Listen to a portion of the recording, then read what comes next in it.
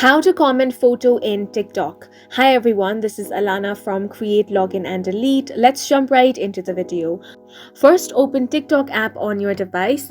Then you want to open any post that you want. Here, if you tap on the comment option, you're not going to find any option from where you can comment a photo. That is because TikTok simply does not have this feature to directly comment photos or videos in TikTok. For that, you have to use a workaround, and that is to comment a normal text comment first.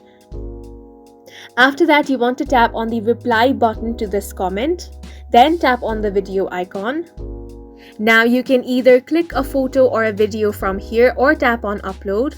Then you want to select any photo from your gallery. Here you want to make sure that the privacy settings is set to everyone so that everyone will be able to view this post. Then tap on the post option. Now if you open up the same post, then you can see you have commented a photo in your TikTok, and right now this is the only way on how you can do that. And that's it for this video. Please make sure to hit the like button and subscribe for more helpful tutorials.